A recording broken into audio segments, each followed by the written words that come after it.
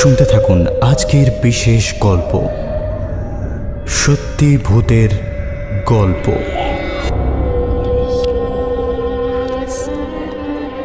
আচ্ছা, আপনাদের কি বিরক্ত লাগে না? একটাই লোক একই গলা এখানে বকবক করে চলেছে, শুনতে শুনতে মনে হয় না একটু স্বাদ বদল হলে মন্দ হতো না? কি বলছেন? মনে হয়? যাদের মনে হয় তাদের নামগুলো একটু পাঠাবেন তো আমাকে। যাকে, আজ আপনাদের মতো আমিও এখানে গল্প বলতে আসিনি, এসেছি গল্প শুনতে। এমন একজনের কাছে যিনি প্রায় 11 বছর ধরে গল্প কিভাবে বলতে হয় শিখিয়ে আসছেন আমাদের। কত শনিবার বৃষ্টির বিকেলে মাঠে খেলতে যেতে না পারার দুঃখ ভুলে গেছি আমরা কেবল একটা রেডিওকে সম্বল করে। কত ব্যর্থতা, বকুনি, চাকরির আশায় ফ্যাপা করে ঘোরা, ব্রেকআপ, কাছের মানুষের মৃত্যু, যন্ত্রণা ভুলে গেছি কেবল গল্পের মায়ায়। পেছন ফিরে তাকালে মনে হয় সপ্তাহের শেষ দিন শনিবার এসে আমাদের শিখিয়ে গেছে জীবন আসলে দুঃখ আর কষ্টের গল্প দিয়ে সাজানো সময়ের এক বিশেষ নিবেদন। আর রবিবার এসে জানিয়ে গেছে তা মোটেই নয়। তবে আজ যে গল্পটা বলতে চলেছি সেটা কিন্তু মোটেই বানানো গল্প নয়। আজ আপনাদের শোনাবো এক সত্যি ভূতের গল্প।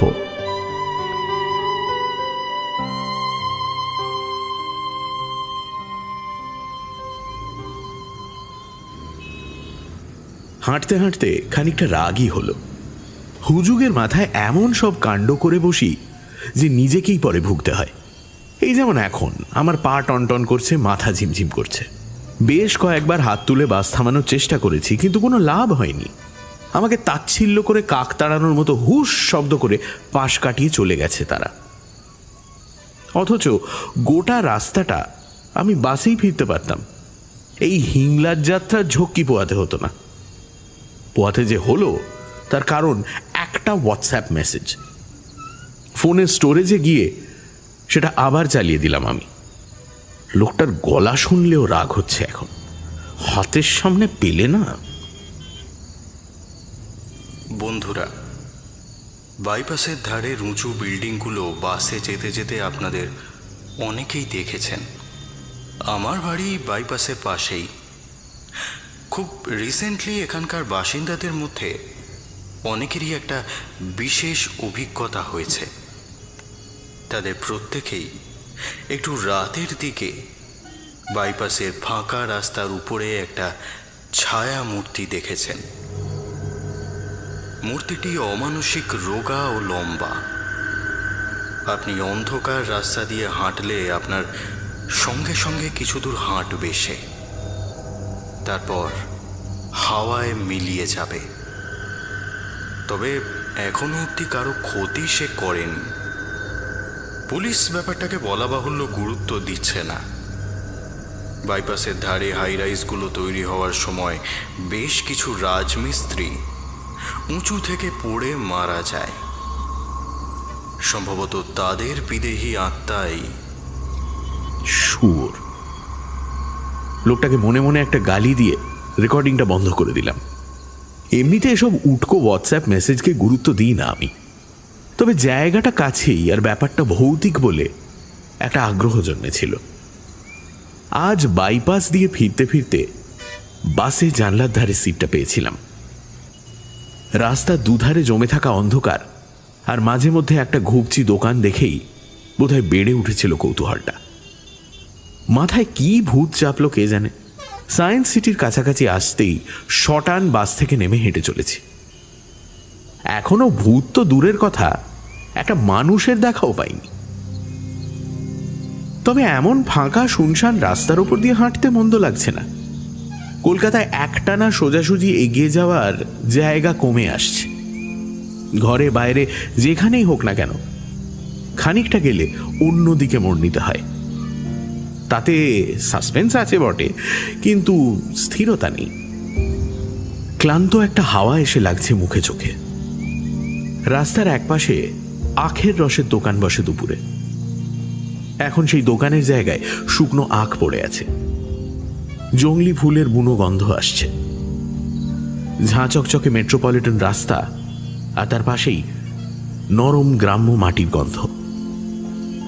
এমন সহাবস্থান বড় একটা দেখা যায় না। যেন ছোটবেলায় আলাদা হয়ে যাওয়া দুই বন্ধুর দেখা হয়েছে এখানে। কবছর পরে গ্রামের গন্ধ হারিয়ে যাবে। শহরের ছেলেটির গায়ে কেবল শহরের গন্ধই থেকে যাবে। ব্যাগ থেকে বোতল বের করে খানিকটা জল খেলাম। রাস্তার একদিকে পাইন গাছের মতো সার দিয়ে হাই রাইজ বিল্ডিং গজিয়েছে। ওপরে তারাহীন জমকালো আকাশটাকে যেন সালাম জানাচ্ছে তারা। এই বিল্ডিংগুলো তৈরি হবার সময় কিছু রাজমিস্ত্রি পা পিছলে মারা গেছিল, সেটা মিথ্যে নয়। তাছাড়া জায়গাটা একসময় জঙ্গল ছিল বলে খুন করে বডি ফেলে রেখে যেত দুষ্কৃতীরা। এখনো নাকি ঝোপে জঙ্গলের মধ্যে খুঁজলে হাড়গোড় পাওয়া যাবে। আজ এত ঝলমলে আলো আর শপিং মলের ভিড়েই কোথাও লুকিয়ে আছে হয়তো সেসব। সেগুলো দেখতে দেখতে হাঁটছি, এমন সময় পেছন থেকে একটা গম্ভীর গলার আওয়াজে চমকে উঠলাম। 1 মিনিট দাঁড়াবেন বাবুজি। চমকে মুখ ফিরিয়ে দেখলাম একটা মাঝবয়সী লোক, আশ্চর্য রকম লম্বা, যেন একটা শিশু তাল গাছ, আর তেমনি পাতলা শরীর। পাশ ফিরে দাঁড়ালে ওপাশের দৃশ্য কিছুই চোখের আড়াল হয় না।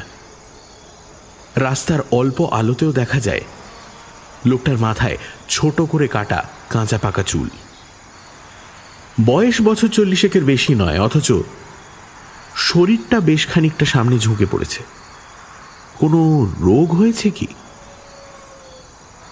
চারপাশে তাকিয়ে দেখলাম জায়গাটা ফাঁকা, একটা জীবিত প্রাণীরও চিহ্ন নেই। ঢোক গিলে বললাম, ইয়ে মানে বলুন।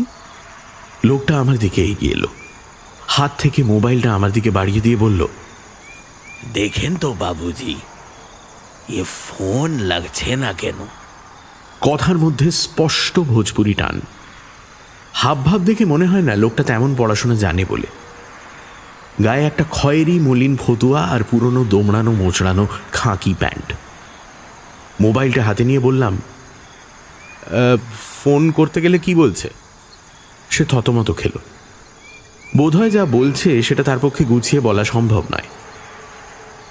অগত্যা আমি নিজের নাম্বারটাই ডায়াল করলাম। আরে এ তো ব্যালেন্সই নেই, তো ফোন হবে কি করে? লোকটা এবার মুখ কুঁচকে বলল, ব্যালেন্স কাল 50 রুপিয়া ডালিয়েছি বাবুজি, আজ হচ্ছে না। 50 টাকার ওপর যেভাবে জোর দিল লোকটা, তাতে মনে হলো এই প্রথম সে 50 টাকার রিচার্জ করিয়েছে। ব্যাপারটা খানিকটা আন্দাজ করেছিলাম। ইনবক্সে ঢুকে দেখলাম আমার সন্দেহই সত্যি।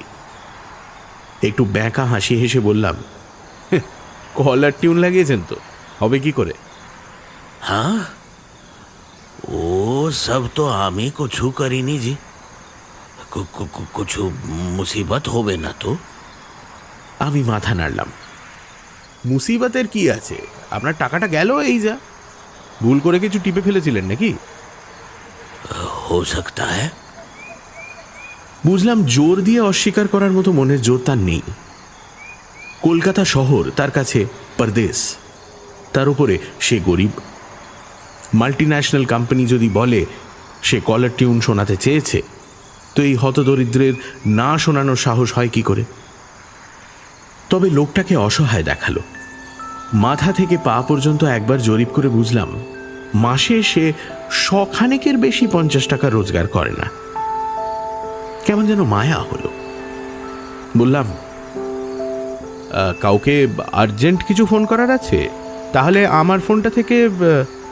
তালঢাঙা লোকটা অদ্ভুতভাবে একটু হেসে মাথা নাড়িয়ে বলল, না বাবুজি, ও জরুরত নাই, আপনি ফোনটা মেরামত করিয়ে দিন বাস। কাস্টমার কেয়ারে কল করে দেখতে পারি, একটু দাঁড়ান। এরপর 20 মিনিট যা হলো তার এই গল্পে বর্ণনার দরকার নেই। খোয়া যাওয়া টাকা ফেরতের দাবিতে যে ধরনের বাকবিতণ্ডা, যুক্তিতর্ক, এমনকি অকথা কুকথার ফুলঝুরি ছুটল, তা আদালত চত্বরকেও হার মানায়। 20 মিনিট উত্তপ্ত বাক্য বিনিময়ের পর স্থির হলো যে পরের 1 ঘন্টার মধ্যেই অ্যাকাউন্ট থেকে কেটে নেওয়া 50টি টাকা ফেরত আসবে। আমি ফোনটা লোকটার হাতে দিয়ে বললাম, একটু অপেক্ষা করুন। বলল ফেরত দিয়ে দেবে। যতক্ষণ আমি কথা বলছিলাম লোকটা হাঁ করে আমার দিকে তাকিয়েছিল। এবার ফোনটা হাতে নিয়ে বলল, আপনি कहाँ तक যাবেন? বিধাননগর। इतना दूर पैदल? না না, অত দূর না, একটু পরেই বাসে উঠব। একটু কৌতূহলী হলো মানুষটা। पैदल কেন বাবু? পয়সা কি চুরি হয়ে গেল? না না, আসলে ওই ইচ্ছে হলো আর কি। আমার কথা লোকটা বিশ্বাস করলো কিনা জানি না, তবে তার চোখে মুখে কৃতজ্ঞতার ভাব ফুটে উঠল। বোধহয় ভাবেনি খোয়া যাওয়া টাকার জন্য একটা অচেনা লোক এতটা ঝগড়া করবে। বলল, তো ফির চলিয়ে, আমার ঘর সামনে হি আছে, আমিও पैदल যাব। ভেবে দেখলাম প্রস্তাবটা খারাপ নয়। নির্জন রাস্তায় একা একা হাঁটতে ভালো লাগে না। তাছাড়া এই লোকটাকেও আমার খারাপ লাগেনি। দুজনে একসঙ্গে রাস্তার একপাশে ছায়া মারিয়ে হাঁটতে লাগলাম। মনের ভিতরে একটা ক্ষীণ বাজনা বাজতে লাগলো, হোয়াটসঅ্যাপে শোনা সেই কথাগুলো। মূর্তিটি অমানসিক রোগা ও লম্বা। আপনি অন্ধকার রাস্তা দিয়ে হাঁটলে আপনার সঙ্গে সঙ্গে কিছু দূর হাঁটবে সে, তারপর হাওয়ায় মিলিয়ে যাবে। সাধারণত গল্পের চরিত্রদের নামের প্রয়োজন হয়, বাস্তবে হয় না।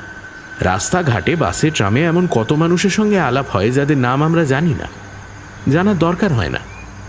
4 বছর আগে দেখা এ লোকটির নাম আমি জানি না, অবশ্য জেনে লাভও নেই। ভারতবর্ষের একটা বৃহত্তর অংশের মানুষকে এখনো ফেসবুকে খুঁজে পাওয়া যায় না। হাঁটতে হাঁটতে একটা সুর গুনগুন করছে লোকটা। জানি না কেন চেনা চেনা লাগলো সুরটা। বহুকাল আগে আমাদের পাড়ায় রামলীলা হয়েছিল। বিহার থেকে নটঙ্কি এসেছিল, সেখানেই শুনেছিলাম বলে মনে হয়। প্রায় মিনিট 15 হাঁটার পর আমি প্রথম মুখ খুললাম। কাকে ফোন করছিলেন? বাড়িতে? ঘর। ছোট্ট এক কথায় উত্তর, যেন ব্যাপারটা সে ভেঙে বলতে চায় না। তাতেই মনে কৌতূহল হলো।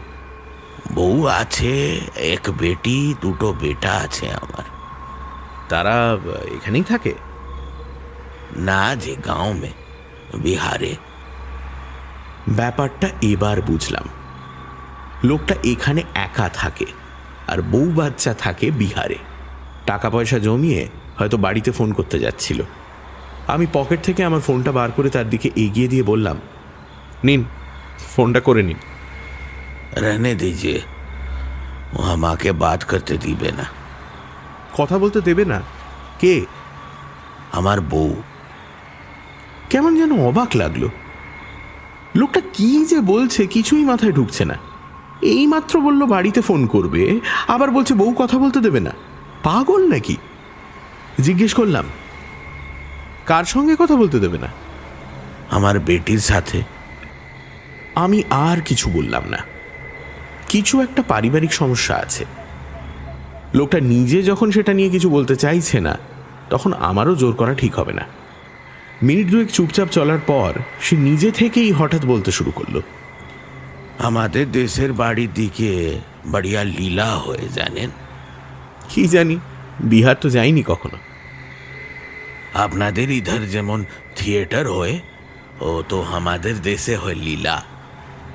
থিয়েটার আর লীলা যে এক নয় সেটা বোঝানোর জন্য আমি তাকে থামাতে যাচ্ছিলাম, কিন্তু সে থামলো না, বলেই চলল, রামলীলা হতো আমাদের মহল্লায়।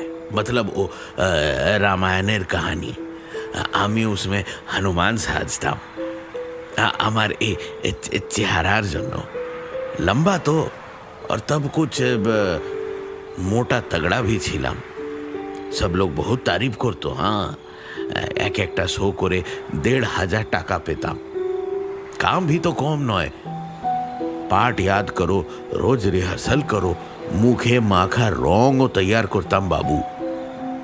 পাটের দড়ি পাকিয়ে পাকিয়ে হনুমানজির লেজ তৈরি হতো, তো মুখের উপর লাগাতাম আলতা। তো ই সব করতে করতে বহুত টাইম भी চলে যেত অন্য কাজ কাম আমি কিছু শিখিনি প্রথমে ज़्यादा रोजगार হতো एक सप्ताह 2 सप्ताह করতাম लेकिन आहिस्ता आहिस्ता কি হলো বাবু আমার तगड़ा शरीर কমে আসতে লাগলো আমি দুবলা হয়ে যাচ্ছিলাম বাবু फिर एक दिन खूब ভয় পেয়ে গেলাম যা সামনে পেতাম খেয়ে নিতাম हर वक्त ভয় লাগতো শরীর বেশি পাতলা হয়ে গেলে হনুমানজির কিরদার করতে পারবো না ইয়া আল্লাহ হনুমানজির পাঠ ছাড়া আমি তো আর কিছু পারি না तो 2 বেলা भर भर के रोटी খেতাম সত্তু খেতাম এমনকি বোতল বোতল তেল भी খেয়েছি কিন্তু আমার শরীরে কিছু নিল না যা খেতাম উল্টি হয়ে যেত বাজে খাবার বেশি খেতে খেতে শরীরে কি রোগ ঢুকে গেল আমি জানি না বাবু আমি আরো পাতলা হয়ে গেলাম আজ মনে হয় কি শুধু কঙ্কালটাই আছে আমার আমি মন দিয়ে শুনছিলাম এতক্ষণে তার রামলীলার সুর গুনগুন করা আর দড়ির মতো শরীরের রহস্য ফাঁস হয়েছে আমি অবশ্য কিছু জিজ্ঞেস করিনি একা থাকে বলে গড়গড় করে কথা বলে যাওয়ার বাতিক আছে লোকটার হেসে বললাম আচ্ছা তারপর এখানে এলেন কি করে লোকটা কপালের ঘাম জামার হাতায় মুছে আবার বলতে লাগলো बहुत दिन रोगे भोगे কি হলো জানেন আমি খুব কমজোর হয়ে গেলাম গলা দিয়ে ও চিড়িয়ার মতো আওয়াজ বার হতো পাঠ ভুলে যেতাম তন ভি শুকিয়ে এরকম দড়ির মতো হয়ে গেল যে হনুমান সাজলে সবাই মজাক করত उसके बाद एक दिन দল আমাকে বাদ দিয়ে দিল বাদ পড়লেন কেন হনুমান ছাড়া অন্য চরিত্র তো ছিল আমাদের মহল্লায় আমার থেকে লম্বা লোক আর ছিল না বাবু লীলা মে হনুমানের থেকে লম্বা কি কেউ থাকে আমার শরীরের সাথে হাইটটা কমে গেলে আর কোনো পার্ট মিলে যেত সেটাও কথা তারপর তারপর আর क्या সংসার চললো না আমার আগে हर महीना 12,000 रुपया ইনকাম করতাম এখন ज़्यादा से ज़्यादा 4,000 আসে और কোনো কাম আমি বহুত চেষ্টা করিয়েছি বাবুজি দোকান খুলবো তো হিসাব গড়বড় করে ফেলি কম বেশি টাকা দিয়ে ফেলি ভারী কামও করতে পারি না তাকত পাই না ও কলকাতা में আসার পর মুটের কাজ भी আমি করেছি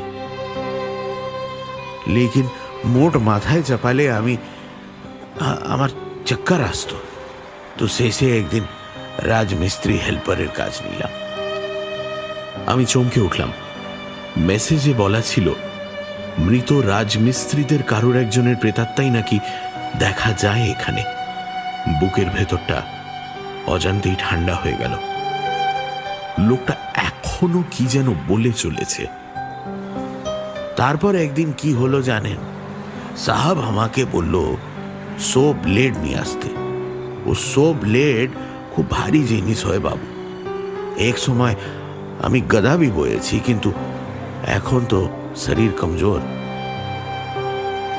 যন্ত্রপাতি भी অত বুঝি না এই দেখেন বাঁ হাতটা পকেট থেকে বের করে আমার সামনে ধরল সে আমি আতঙ্কে স্থবির হয়ে দেখলাম লোকটার বাঁ হাত কবজির থেকে কাটা দৌড়ে পালাতে ইচ্ছে করলো কিন্তু সে উপায় নেই পালিয়ে যাব কোথায় বাস স্ট্যান্ড এখান থেকে বহু দূরে আমি বাড়ি ফিরে গেলাম लेकिन আর কোনো কাম পেলাম না घर में বউ রাত দিন চিল্লাতো সবাই বলতো আমি আলসি सब सोचते थे कि আমি ইচ্ছা করে কাম করি না लेकिन खुदा कसम बाबू दुनियार যত কাম আছে তার এক भी আমি পারি না লোকটা কথা থামিয়ে একবার আমার দিকে তাকালো বোধহয় শেষ কথাটা বিশ্বাস করেছি কিনা বোঝার চেষ্টা করলো ঢোক গিলে বললাম তো বাড়ি ছেড়ে এখানে চলে এলেন যে আমি ছাড়িনি ভয়ের মধ্যেও হাসি পেল। যে লোকটা একদিন হনুমান সেজে স্টেজ কাঁপিয়ে লঙ্কা জ্বালিয়ে ছারখার করেছে, গোটা গন্ধমাদন পর্বতটাকে তুলে এনেছে কাঁধে করে, সে বউয়ের তাড়া খেয়ে দেশগাঁও ছেড়ে এখানে এসে একা একা দিন কাটাচ্ছে। এখন আর দেশে ফিরতে भी ইচ্ছা করে না। बस আমার বিটিয়াকে দেখতে বহুত ইচ্ছা করে। তোর ভাই দুটো হারামি, মুন্নিকে আমি লুকিয়ে কিছু দিলে ছিনিয়ে নিত। घर में আমি না থাকলে মুন্নি কিছু বলতে भी পারতো না। তো कभी कभी আমি ফোন করে খবর নি। 2 दिन ওর মা ফোন ধরে নিল, তো उसके बाद ফোনের पास में भी আসতে দেয় না, বলে পালতে পারে না তো বাপ কেসা। আপনি বাড়িতে টাকা পাঠান না? সে আমার দিকে তাকিয়ে করুণ হাসল, কান পর্যন্ত ছড়ানো শব্দহীন হাসি। আমার পাঠানো টাকা নেই ছোট বাবু। অনেকক্ষণ থেকে একটা প্রশ্ন আনাগোনা করছিল মনে, এতক্ষণে সেটা জিজ্ঞেস করার সুযোগ পেলাম। তো আপনি এখানে করেন কি? আমার প্রশ্নটায় লোকটা হঠাৎ কেমন যেন সতর্ক হয়ে উঠল। তারপর একটা রহস্যময় হাসি হেসে মাথাটা অনেকটা নিচে আমার কানের কাছে এনে বলল, আমি ভূত সাজি। চারপাশ খাঁ খাঁ করছে। একটা ভাঙাচোরা গুমটি দোকানের সামনে সাদা কাগজে বড় বড় হরফে লেখা, এখানে হাত রুটি পাওয়া যায়। তবে দোকানটা মনে হয় বহুদিন হলো বন্ধ হয়ে গেছে। সাইনবোর্ডটা একটু বেঁকে আছে। তার ঠিক পাশে পানায় ভরা পরিত্যক্ত একটা ডোবা। জলের ওপরে নিকষ অন্ধকার জমে আছে। একটু আগের হাওয়াটা আর এক ধাপ শীতল হয়েছে যেন। জানি না কেন গা শিরশির করলো আমার। এমনিতে একটা বিচ্ছিরি দোষ আমাকে ছোটবেলা থেকে তাড়িয়ে বেড়ায়। প্রতিদিনকার গতানুগতিক জীবনে আমি থেকে থেকেই ভৌতিক কিছু খোঁজার চেষ্টা করি। খুব অল্প বয়সে যে ঘরে শুতাম তার মাথার দিকে একটা পাল্লাহীন জানলা ছিল। কত রাত যে আমায় জাগিয়েছে সেই হতভাগা জানলাটা, ভাবতে ভাবতে শিউরে উঠতাম। এইসব ভাবনা মনের ভেতরে বন্ধ ঘরে ধোঁয়ার মতো বেড়ে উঠতে থাকলে মন অন্ধকারাচ্ছন্ন হয়ে ওঠে। সেখান থেকেই সত্যি ভূতের জন্ম হয়। সন্ধ্যের কনকনে হাওয়ায় উদ্দেশহীনের মতো পথ হাঁটছি আমি, আর আমার পাশে 6.5 ফুট উচ্চতার লিকলিকে ভূত। না, শরদিন্দু কিংবা এডগার অ্যালেন পোয়ের প্রেতজনী বা অ্যাপারেশন নয়। এই চারপাশের ভুঁইফোড় শপিং মলগুলোতে সাজানো হন্টেড হাউসের সাজানো ভূত। ব্যাপারটা খানিকটা তার মুখ থেকে শুনে বুঝেছিলাম, খানিকটা নিজের অভিজ্ঞতা থেকে। শহরের এই বিরাট হাইরাইজগুলো মাথা চাড়া দিয়ে ওঠায় কলকাতার বুকে একটি খাঁটি জিনিসের অভাব হয়ে পড়েছে, হানাবাড়ি। তাই গলা কাটা রক্তাক্ত রগরগে ভূতের ব্যবস্থা করে রেখেছে ওই শপিং মলগুলোই। মানে ধরুন, শপিং মলের ভেতরেই একটা দোতলা বাড়ির ওপরের তলা অবধি নিয়ে গিয়ে অন্ধকার দরজা দিয়ে আপনাকে ঢুকিয়ে দেওয়া হলো। আপনি সেই স্যাঁতস্যাঁতে প্রায় আলোহীন সিঁড়ি দিয়ে নিচে নেমে আসবেন, আর তার মাঝে হরেক রকমের ভূত আপনাকে নানা কৌশলে ভয় দেখানোর চেষ্টা করবে। তাদের কিছু পুতুল বা যন্ত্রের কারসাজি, আবার কিছু জীবিত মানুষের আজগুবি পোশাক পরে ভূত সেজে ভয় দেখানো। এই লোকটা সেই ভূত সেজেই পেট চালায়। লম্বা অথচ দড়ির মতো চেহারার জন্য তাকে ভূত হিসেবে মানিয়েও যায় দিব্যি। লম্ফঝম্প করে অভিনয়ের খেলাটাও সে খানিকটা জানে। এতে তার একজনের পেট চলে যায়। তবে বাড়িতে পাঠানোর মতো টাকা হাতে থাকে না। যাতে বিহারি বলে সঙ্গী সাথীদের অনেকের সঙ্গেই তার সদ্ভাব নেই। চেনা লোকজন বলতে একমাত্র ভূতের বাড়ির ম্যানেজার। সেই কথা বলে এখানে অল্প পয়সার একটা থাকার জায়গা দেখে দিয়েছে। আমি লোকটাকে ওপর থেকে নিচে পর্যন্ত আর একবার ভালো করে দেখলাম। চেহারাটা বিদঘুটে হলেও মুখটা অসহায় গোছের। জিজ্ঞেস করলাম, তো আপনি কি ভূত সাজেন? वो तो हम ही जानी ना बाबू। कालो यूनिफॉर्म दिलो আমাকে, पहन के लोगों को डराते हुए। এসব করতে ভালো লাগে? खूब ভালো লাগে না বাবু। ডায়লগ নেই, তালি নেই, লোক डर के मारे চিল্লাতে থাকে, ও আমার ভালো লাগে না। लेकिन हाँ, পাঠ তো করি। ভেবে দেখলাম কথাটা সত্যি। বিহারি বলতে আমরা চানাচুরওয়ালা বুঝি, কাঠমিস্ত্রি বুঝি, বিহারি আবার শিল্পী হবে কি করে? এই লোকটা শিল্পী, এবং শিল্পী মাত্রই কাজ করার একটা দানবিক খিদে। থিয়েটার নয় তো যাত্রা, যাত্রা নয় তো হানাবাড়ি সই। জিজ্ঞেস করলাম, তাতেই লোক ভয় পায়? হ্যাঁ পায়, বাচ্চারা আরো বেশি পায়। কেউ কাঁদে, কেউ মুখ ঢেকে থাকে, কেউ তো চেঁচামেচি করে। লেকিন কেউ এখানে বাচ্চা নিয়ে এলে আমার ভালো লাগে না। একবার তো কি যেন একটা কথা বলতে গিয়েও সে চুপ করে গেল। আমি কোনো উৎসাহ দেখালাম না। এতক্ষণে বুঝেছি পেটের ভেতর সে মোটে কথা চেপে রাখতে পারে না। যেটা একবার মুখে এনেছে সেটা বলেই ছাড়বে। আমি ঘড়ির দিকে তাকিয়ে বললাম, আপনার ঘর আর কত দূর? 5 মিনিট और। তো একদিন কি হলো জানেন? এটার জন্যই অপেক্ষা করছিলাম। জিজ্ঞেস করলাম, কি হলো? कुछ बच्चा ছেলে মেয়ে এসেছিল। হন্টেড হাউসে? জি। তো আমি বসেছিলাম সিঁড়ির এক ধারে। ওখান থেকে লাফিয়ে এসে মুখ দিয়ে জোর সে চিল্লিয়ে আওয়াজ করলাম। ওটাই ছিল আমার কাম। তো তারা সিঁড়ির পাশ মে এসেছে দেখে আমি দিলাম লাফ। ও দোলে যারা ছিল তারা ভয় পেয়ে एक दूसरा का ऊपर हुमड़ी খেয়ে পড়ল। तो उन लोगों में से একটা लड़की মাটিতে পড়ে গেল আর डर के जान हथेली में लेके चिल्लाते লাগলো। उम्र में तो हमार मुन्नीर माफी की होबे।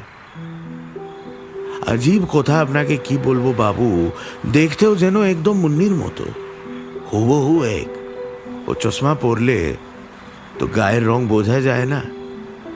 लेकिन एक आंख, एक गाल, एक মায়ের পেটের 2 জড়োয়া बहन বাবুজি। লোকটা একটু থেমে দম নিল। বোধহয় এতটা গুছিয়ে কথা বলার অভ্যেস তার নেই। আমি তার দিকে এক দৃষ্টে তাকিয়েছিলাম। সে সামনের দিকে তাকিয়ে আবার বলতে লাগলো, তো কি হলো? আমি একবারের জন্য ভুলে গেলাম কি আমি ভূত সেজে আছি। ভাবলাম কি মেয়েটা পড়ে গেছে, তাকে টেনে তুলি। তো আমি তার দিকে দুটো হাত বাড়িয়ে দিতেই আমার কাটা হাত দেখে সে আরো জোরে জান সে চিল্লাতে লাগলো। আমার তখন ইয়াদ হলো না যে আমি এখনো ভূতের কাপড়া পরে আছি। বিটিয়া পাগলের মতো হাত পা চালাতে লাগলো। একবার পা এসে লাগলো আমার ঘুটনে में, तो একবার पेट के नीचे। মুন্নি भी ছোটবেলা হাত পা চালাতো। আমার কি হয়ে গেল বাবুজি, সব ভুলে গেলাম, সব। বুঝলাম কি আমি তাকে তুলতে পারবো না। তুলতে গেলে ও আরো ডরিয়ে যাবে। তবে আমার মাথায় একটা বুদ্ধি এলো। আমার অনেক ख्वाहिश, অনেক দিনের শখ ছোট বাবু। মেয়েটা ঠিক পিছে में जाके खड़ा হয়ে গেলাম আর ওর কান কা পাশ में মুখ নিয়ে এলাম। এই প্রথম সে থেমে যেতে আমার অস্বস্তি হলো। শুকিয়ে আসছে গলাটা। থামার প্রায় সঙ্গে সঙ্গেই জিজ্ঞেস করলাম, তারপর? লোকটার হাসি সারা মুখ জুড়ে ছড়িয়ে পড়েছে। হয়তো লঙ্কা দহনের পর সিংহগিরির দিকে চেয়ে এমন করেই হাসত সে। আমাদের জীবনের প্রথম প্রেম, প্রথম স্কুল, পালিয়ে সিনেমা দেখতে যাওয়া অথবা প্রথম চুমুর স্মৃতিগুলো মনে পড়লে ঠিক যেরকম হাসি ফুটে ওঠে মুখে, সেই রকম। कंधे के पास मुख নিয়ে এনে নিচু आवाज में डाकलाम, मुन्नी। अपने बाप को भूल गई बेटी। কথাটা বলেই লোকটা তারস্বরে হেসে উঠল, যেন এই কথাটা এতদিন কাউকে বলার জন্যই সে হাসিটা লুকিয়ে রেখেছিল। उसके बाद की হলো জানেন, ও লড়কি আরো ভয় পেয়ে গেল। তো ফির আমি বললাম তোর ভাইরা তোকে তং করে না তো। আমি বহুত কোশিশ করিয়েছি মুন্নি, পয়সা ইকट्ठा করে তোকে আমার কাছে রাখবো। पैसा दिए कि बाप होए मुन्नी, पैसा कमाते पारी ना मतलब कि আমি তোর বাপ নেই। হাসতে হাসতেই আমার দিকে ফিরে এগিয়ে এলো লোকটা। বাবুজি মনে হলো ও লড়কি ভয় বেহোশ হয়ে যাবে। আমি কি অনাব শনাব বলছি ও কিছু বুঝতে পারলো না, বাস ডর কে মারে ওর সাথে যারা ছিল ওকে ঘিরে হাসি মজাক করলো। আমি একটু দূরে সরে মজা দেখলাম। ফের ওরা সবাই সিঁড়ি দিয়ে নেমে গেল। ওদিন বহুত মজা হলো ছোট বাবু, বহুত মজা। 2-1 মিনিট আমি কোনো কথা বললাম না। এতক্ষণ লোকটার দুঃখের কথা ভেবে মায়া লাগছিল। এখন মনে হলো তার কোথাও একটা লুকোনো সুখ আছে, যেটা কোনো অংশে আমাদের সুখের থেকে কম নয়। প্রতিদিন শহরের রাস্তাঘাটে যে নোংরা জামাকাপড় পরা শিড়িঙ্গে লোকগুলোকে শুয়ে থাকতে দেখি, কে জানে তারা আমাদের থেকে বেশি সুখী কিনা। ঘর সংসার ছেড়ে গোটা পৃথিবীর কাছ থেকে পালিয়ে বেড়াতে বেড়াতে দিনের সমস্ত ধুলোবালি, গাড়ির ধোঁয়া, শহরের তাচ্ছিল্যের পরে তাদের নিশ্চিন্তে ঘুমানোর মতো কোনো কারণ আছে? কোনো একদিন হয়তো সে তার বাচ্চা মেয়েটার মুখ দেখতে পাবে, তার মুখ থেকে বাবা ডাকটা শুনতে পাবে। ওইটুকুর জন্যই এত বড় একটা শহরে অপরিচিত মানুষের উপেক্ষা মেখেও জীবন কাটিয়ে যাওয়া যথেষ্ট নয় কি? এই যে একটা হতদরিদ্র পঙ্গু মানুষ বুকের ভেতর এত বড় দুর্জয় পাহাড় জয়ের স্বপ্ন চেপে রাখে, সেটা বুকে নিয়ে ঘুমোতে যায়, পথচারী লাথি খায়, সেই স্বপ্নটা মেখে শুকনো ভাত খেতে পারে, অযত্নে অবহেলায় সেই স্বপ্নটুকু আঁকড়ে ধরতে পারে, ওর থেকে বেশি নিশ্চিন্ত কি হতে পারি আমরা?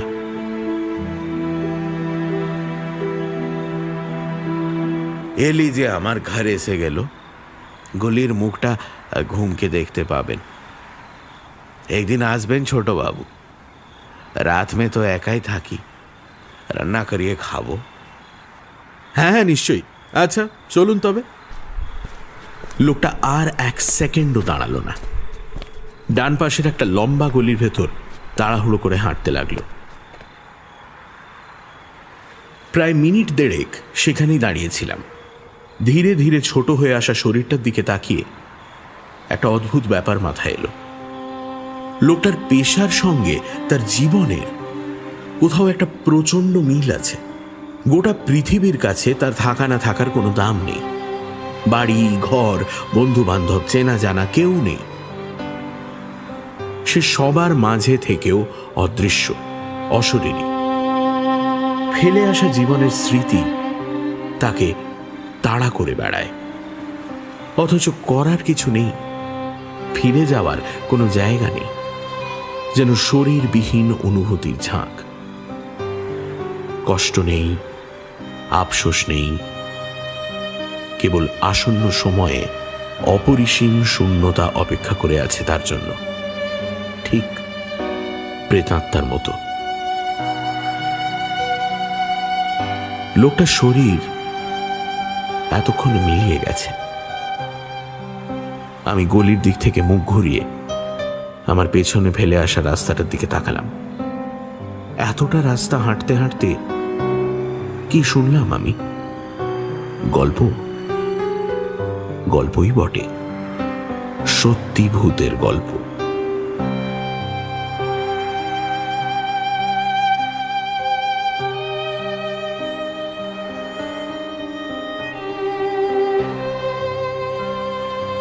ভূত মানে কি সত্যি বিদেহী আত্মা, নাকি এমন কিছু মানুষকেও ভূত বলা চলে যাদের খবর কারো কাছে নেই, যাদের মনের ভিতরে এমন বহু অনুভূতি রাবণের চিতার মতো জ্বলতে জ্বলতে কালো হয়ে গেছে? সেই ঝলসানো অনুভূতির ঝাঁককে কি ভূত বলা যায় না? সবাই ভালো থাকবেন।